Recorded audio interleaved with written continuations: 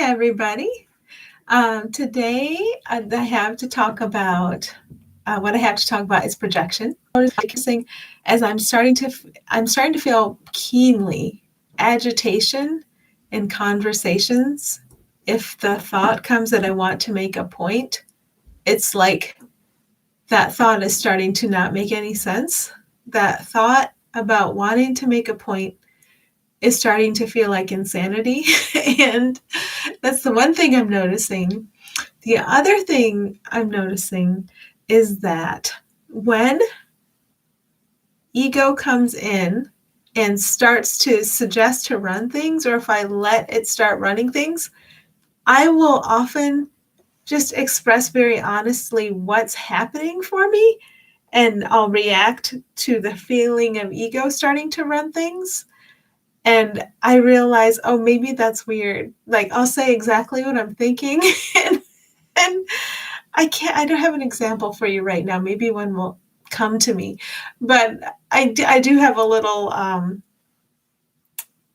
reluctance about looking weird, but at least I'm being honest. I'm relaying honestly the thoughts that are occurring to me, and ego is insane. So yeah, I'll just reveal things I wouldn't have revealed about myself before. I'll just say what's going through my mind instead of trying to look right or look a certain way, to keep the facade in place.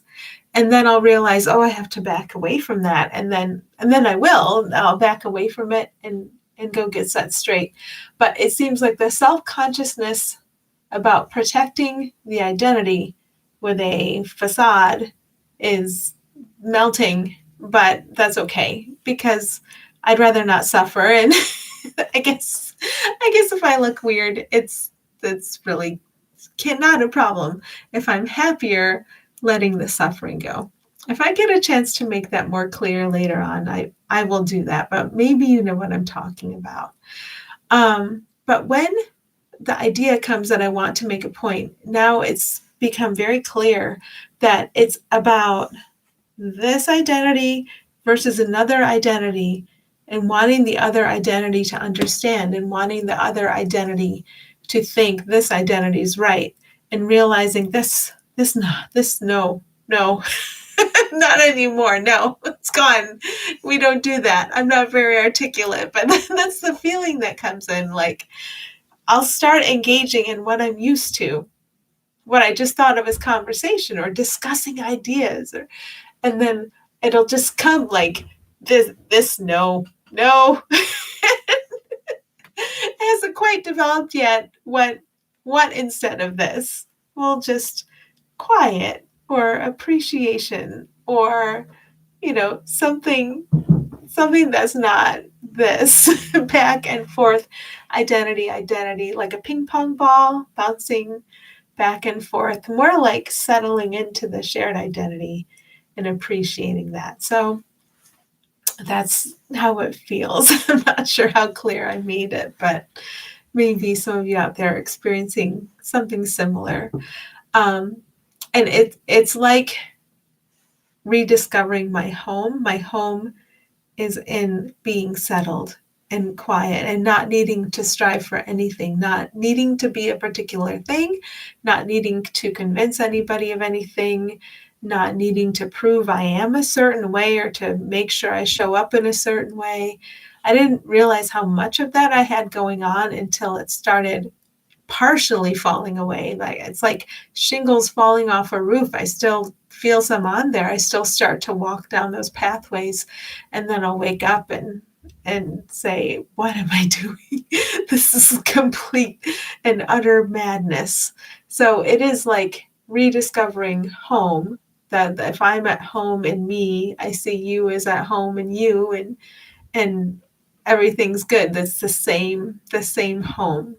So it's like I get that directive to go back in the quiet, and I'm following it more often, but maybe it's a little comical as I learn to listen to that and withdraw from fighting with you. I realize I fight for dominance in ways I didn't recognize.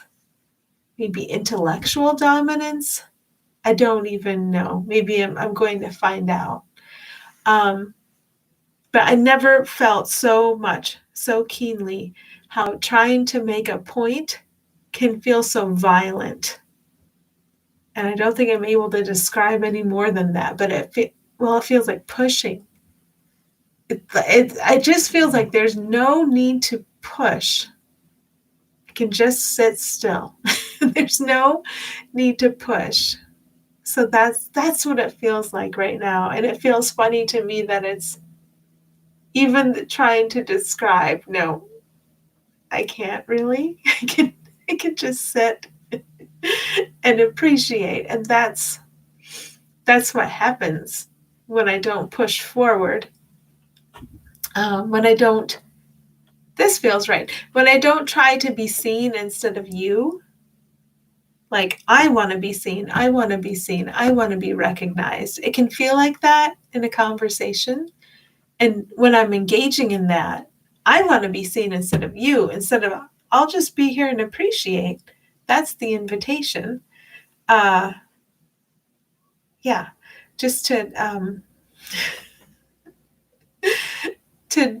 fall into that and to stay in appreciation. That means that I never ever know that you're wrong. If I start having the idea that you're wrong, I've left home. I I've lost it. I I'm in some land where you and I look different when I know we're not.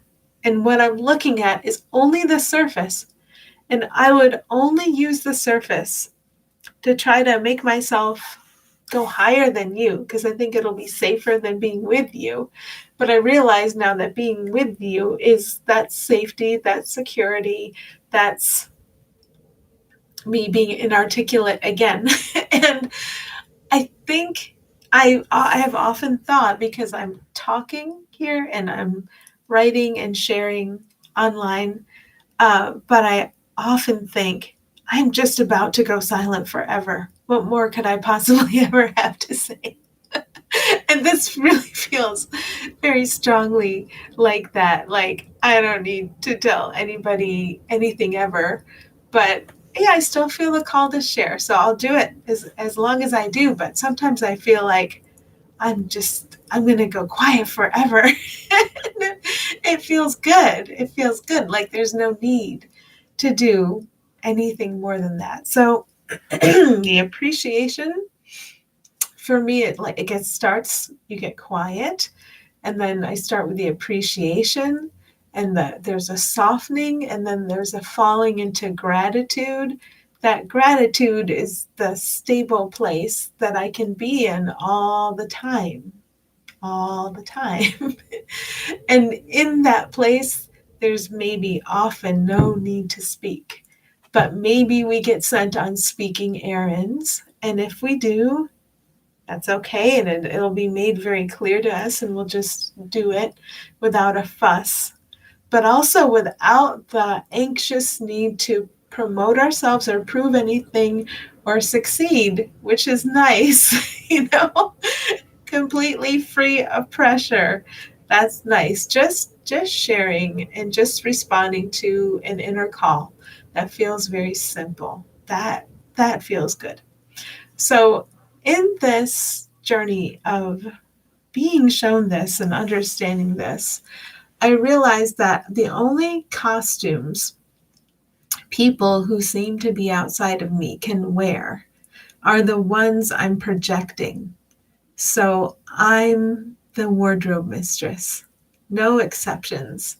Everything I think I see out there that could be bothersome at all or wantable at all, like it represents something you think somebody else has that you don't have, something that you want or something that seems to bother you.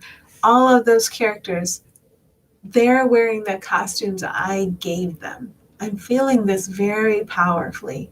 So, in any situation in which I have an opinion about one of them, It's, I have such a chance to stop and get quiet.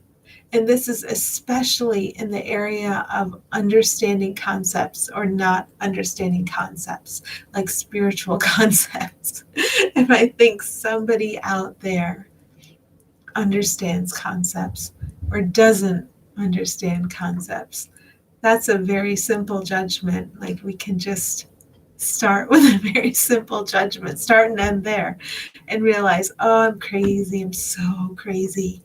I've never been crazier than when I think you don't get it. I've never been crazier than when I think you don't get it. I feel like I can just say that and laugh for years. And it's the projection. I don't know what I want to say about it. It's needing to see something out there that is not you, that is not me. So I can think the separate me is real. And I'm feeling so done with that game. And I know it's my game.